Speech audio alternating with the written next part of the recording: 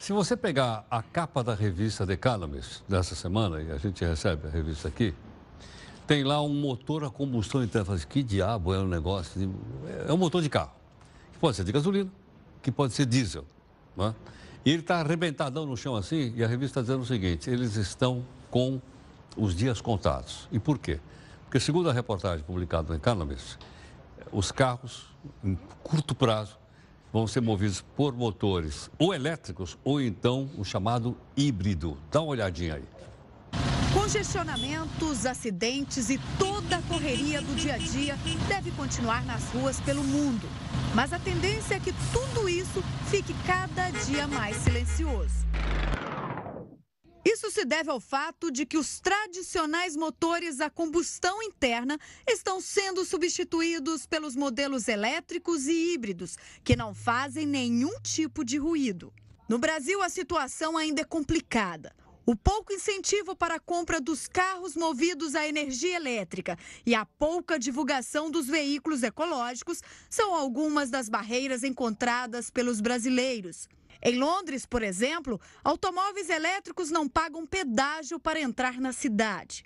Entretanto, outros países do mundo já deram passos importantes para a extinção dos transportes poluentes. A Inglaterra e a França estipularam até 2040 para acabar com a venda deste motor movido a gasolina ou diesel. Um dos principais motivos para a mudança é a poluição, que mata muito mais do que conflitos armados, segundo o relatório das Nações Unidas.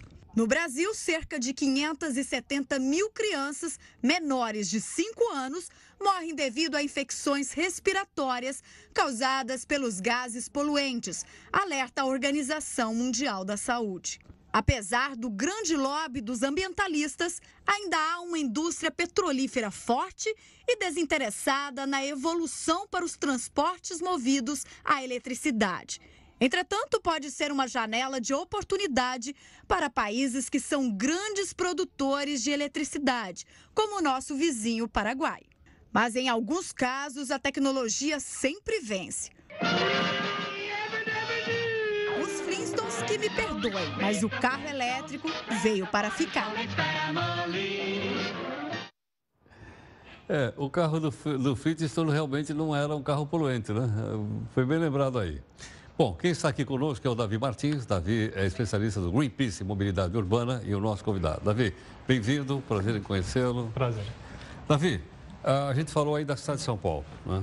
As mortes e tal provocadas pela poluição. O que fazer para diminuir isso? Há lei, não há lei? Que avaliação você faz, Davi? Bom, a cidade de São Paulo já tem uma lei desde 2009, né? 2009? Quem que era o prefeito em 2009? Nem lembro. Em 2009 Kassab, era o Kassab. Era o Kassab. Ele está bem escondido porque também estão fazendo investigação atrás dele. Ele subiu do noticiário. Exato. Mas essa lei vem desde 2009 e ela estabelece, no artigo 50, um prazo para 2018 que os veículos municipais, todos os veículos oficiais, os caminhões de coleta de lixo e o sistema de transporte de ônibus municipal seja 100% renovável a partir de 2018. O problema é que essa lei não foi cumprida desde a implementação dela até hoje e nós chegamos em 2017, no segundo semestre, com uma licitação que está para sair e nós temos esse impasse porque não há como fazer essa troca em 2018, né? Nós temos uma frota hoje de quase 15 mil ônibus na cidade de São Paulo. 15 milhões? 15 mil ônibus. 15 mil ônibus? 15 mil ônibus. E quantos carros? Você tem ideia? Eu ouvi falar de 6 milhões de carros, será que é isso? Existem cerca de 6 milhões de carros emplacados, né? O que alguns números dizem é que carros circulantes giram em torno de 1,5 milhão a 1,9 milhão. Então nós vamos chegar quase a 8 milhões de carros. Isso. Na cidade. Vamos dizer uma coisa, entre a poluição provocada por um carro a gasolina e um ônibus a diesel, qual é a diferença? Bom, a principal diferença é que o carro emite o poluente de CO2 muito mais do que o diesel, né? E enquanto o diesel emite um material particulado... é uma poeirinha, é isso? Isso, é uma fuligem. Lembra aquela fuligem dos ônibus antigos? Então, ela ainda existe, O que aconteceu é que com a evolução dos motores, essa fuligem foi ficando menor. E o que nós temos hoje é um material particulado fino, que nós dizemos, que ele é absorvido muito facilmente pelo pulmão e ele é o maior causador de câncer de pulmão nas grandes cidades. E só para você ter uma ideia, a gente tem um estudo encomendado com o Instituto Saúde e Sustentabilidade que demonstra que só os ônibus da cidade de São Paulo são responsáveis por quase 4.000 mortes ao ano. Ao ano. Só os ônibus movidos a diesel. Só os ônibus movidos a diesel, sim. E tem aí uma pressão da indústria automobilística para que carros também possam ser movidos a diesel. Exato. É ou não é? Exato. Alguns eles disfarçam de utilitário. Eu vi aí o da Fiat, acho que é o Toro. É o Toro. Não é? Que eles disfarçam e tal, coisa, mas é um carro de passeio com motor diesel. Hoje a lei estabelece que carro de passeio abaixo de 1 tonelada não pode ser movido, não pode usar motor diesel. O que a indústria achou aí foi uma saída e colocar essas SUVs, né? Então elas têm mais de 1 tonelada e elas já podem ser comercializadas com combustível diesel. É uma forma de burlar a legislação ambiental.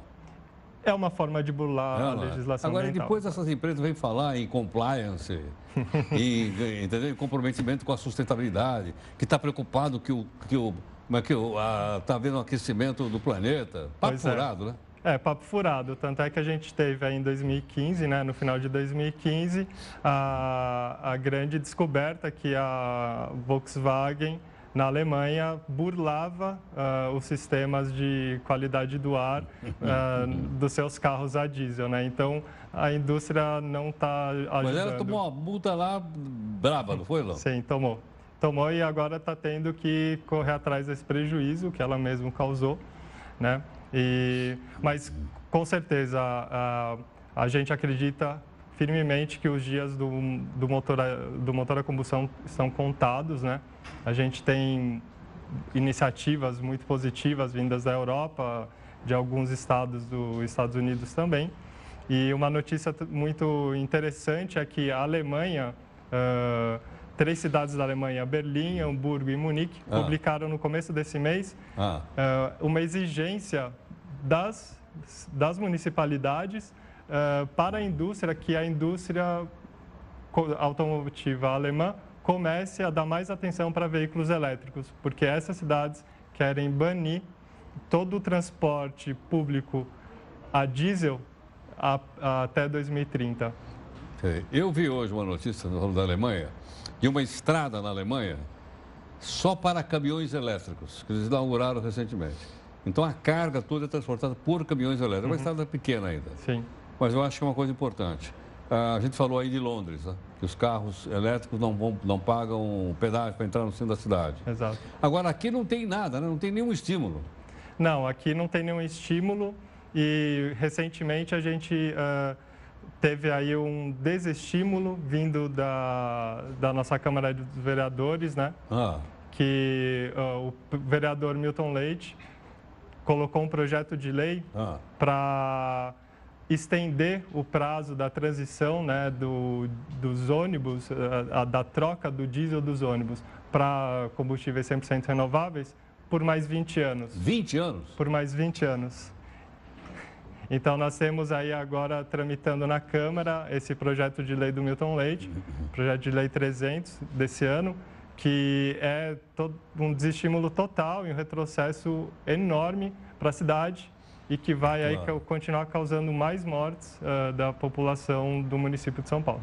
O Davi Martins, especialista do Greenpeace em mobilidade urbana, gentilmente aqui conosco. Davi, geralmente quando a gente fala do Greenpeace, a gente lembra de mata, lembra da Amazônia, desmatamento zero, a gente já falou muitas vezes aqui, né? Sim. Exploração de petróleo em área preservada, essa coisa toda. Não sabia que ele tinha esse leque também, né, de se preocupar com a qualidade do ar das cidades. Isso. Eu até estava lembrando, eu conheço 3 cidades nos quais eu consegui ver o ar que eu respirei. Uma é São Paulo, a outra é Delhi. Sim. E a outra é Katmandu. Que outro dia eu fiquei sabendo que era a cidade mais poluída do mundo por causa da quantidade de motos lá existentes.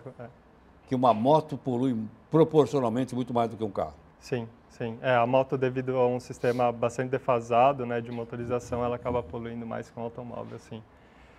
E o Greenpeace está trabalhando em mobilidade urbana desde 2013, né, em conjunto com outras campanhas que a gente tem, principalmente as campanhas contra a perfuração de petróleo em áreas restritas ou em o que a gente chama de novas fronteiras, né? E a gente trabalha muito em conjunto, por exemplo, com outra campanha, que é a do Defenda os Corais da Amazônia, que é justamente contra um lote de petróleo que o governo está licitando para uma perfuração muito próxima a uma descoberta feita no ano passado de uma riqueza nacional maravilhosa, que são os corais da Amazônia. Né? Então, por isso que a gente trabalha em conjunto e dentro das cidades. Davi, obrigado então. Muito obrigado. Até mais, obrigado. Até mais, obrigado. Bom, aí está o nosso convidado, Davi Martins, que é do Greenpeace, conversando um pouco sobre a qualidade do ar da cidade. É uma coisa séria, seríssima, né? Como ele explicou bem, os motores diesel ficaram bastante avançados, sem dúvida alguma.